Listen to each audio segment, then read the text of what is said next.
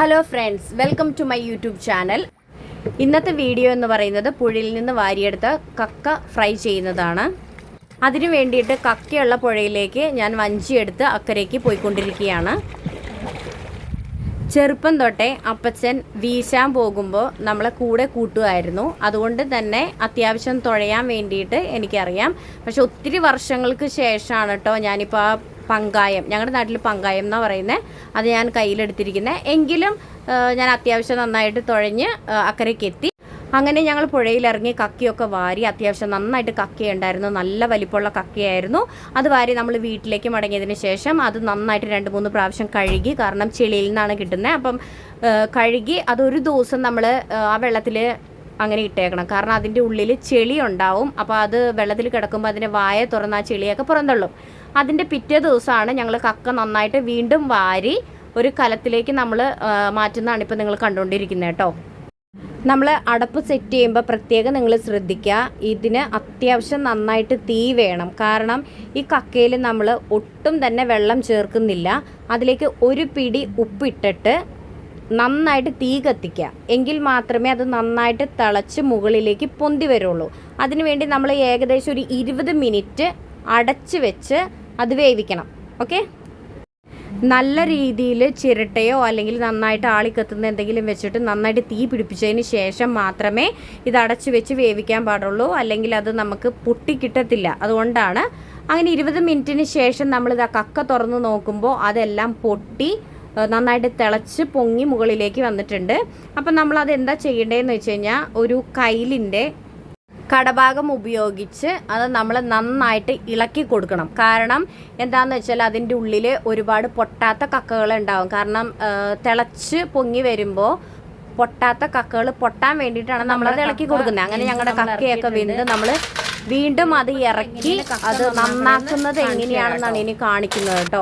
കാരണം എളുപ്പത്തിൽ നമുക്ക് കക്ക നന്നാക്കാം. ഒത്തിരി പേര് ഇങ്ങനെ പറയുന്നത് കേട്ടിട്ടുണ്ട് കക്ക ക്ലീൻ ചെയ്യാൻ വളരെ ബുദ്ധിമുട്ടാണെന്നുള്ളത്. പക്ഷെ ഞാനിതിൽ വ്യക്തമായിട്ട് കാണിക്കുന്നുണ്ട്. ഒരു വലിപ്പമുള്ളൊരു പാത്രം എടുത്ത് അതിലേക്ക് നന്നായിട്ട് കക്ക ഇട്ട് ഇതേപോലെ നമ്മൾ മുറം ചേറ്റുന്ന പോലെ ചെയ്ത് കഴിഞ്ഞാൽ കക്കയെല്ലാം ഈ തൊണ്ടിൽ നിന്ന് വേർപെട്ട് താഴെ കിടക്കും. പിന്നെ പ്രത്യേകം ശ്രദ്ധിക്കേണ്ട ഒരു കാര്യം എന്താണെന്ന് വെച്ചാൽ, ഇത് തിളച്ചതിന് ശേഷം ഒരു 5 മിനിറ്റിന് ശേഷം നിങ്ങളത് പൊളിക്കാൻ വേണ്ടിയിട്ട് ശ്രദ്ധിക്കുക. അല്ലാന്നുണ്ടെങ്കിൽ നിങ്ങൾ തണുക്കാൻ വേണ്ടിയിട്ട് നിന്ന് കഴിഞ്ഞാൽ ഈ കക്ക ആ തൊണ്ടിൽ പറ്റി പിടിച്ച് നിങ്ങൾക്ക് എടുക്കാൻ വളരെ ബുദ്ധിമുട്ടായിരിക്കും.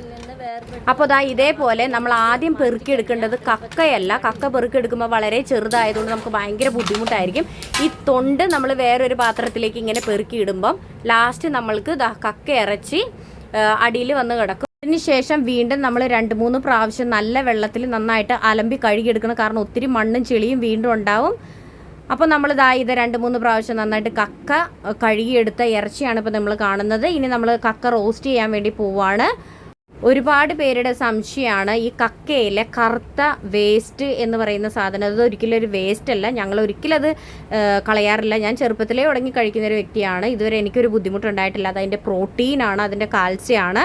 അപ്പോൾ പിന്നെ കുട്ടികൾക്കും മുതിർന്നവർക്കും വയറുവേദന എടുക്കും എന്നുണ്ടെങ്കിൽ നിങ്ങൾ ദയവ് ചെയ്തിട്ട് അത് കളഞ്ഞതിന് ശേഷം മാത്രം ഉപയോഗിക്കാൻ ശ്രമിക്കുക.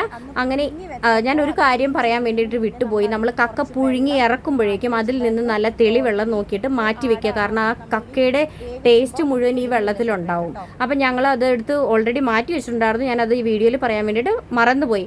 അപ്പോൾ അത് ഒഴിച്ചിട്ട് നമ്മൾ ആദ്യം കക്ക ഫ്രൈ ചെയ്യാൻ വേണ്ടിയിട്ട് ഫസ്റ്റ് സ്റ്റെപ്പ് എന്ന് പറയുന്നത്, ആ വെള്ളം നമ്മൾ അത് ഒഴിച്ച് അതിലേക്ക് 2-3 ഇൻഗ്രീഡിയൻസും കൂടി ചേർത്തിട്ടാണ് നമ്മൾ ആദ്യം അത് വേവിക്കുന്നത്.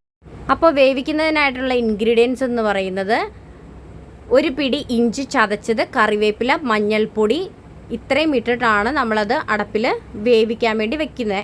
അപ്പം ഞങ്ങൾ നന്നായിട്ട് അടപ്പൊക്കെ സെറ്റ് ചെയ്തു, തീയൊക്കെ പിടിപ്പിച്ചു. അതിലേക്ക് നമ്മളിതാ വേവിക്കാൻ വേണ്ടിയിട്ട് കക്ക മൺചട്ടിയിലാക്കി വെച്ചിട്ടുണ്ട്. ആ സമയം കൊണ്ട് ഞങ്ങളിതാ ഒരു ചായയും നുറുക്കൊക്കെ കഴിച്ച് ഒരു 10-25 മിനിറ്റ് അത് വെയിറ്റ് ചെയ്യണം. അതിനുശേഷം നമ്മളത് തുറന്ന് നോക്കിയപ്പോൾ നന്നായിട്ട് തിളച്ച് പൊന്തിയിട്ടുണ്ട്.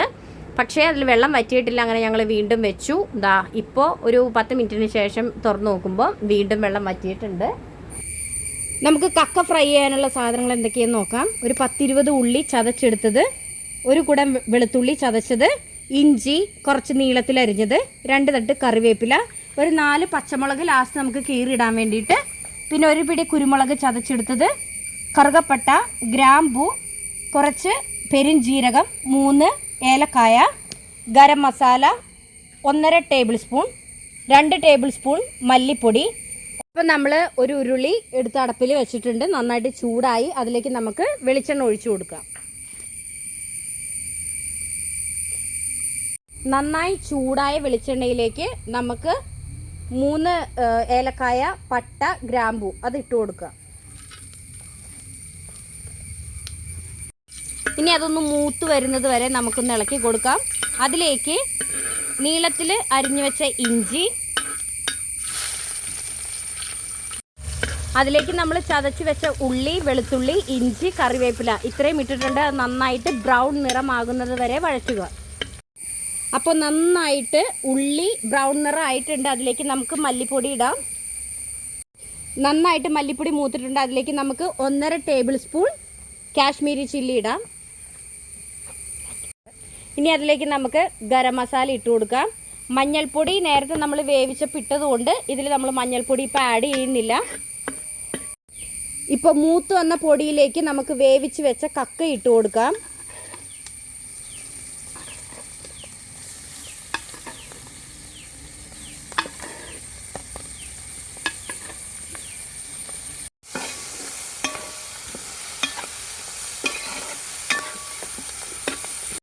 ഇനി നമുക്ക് അതിലേക്ക് ചിരകി വെച്ചിരിക്കുന്ന ഒരു പിടി തേങ്ങ ഇട്ട് കൊടുക്കാം. അത് നന്നായിട്ട് കൂട്ടി യോജിപ്പിക്കുക.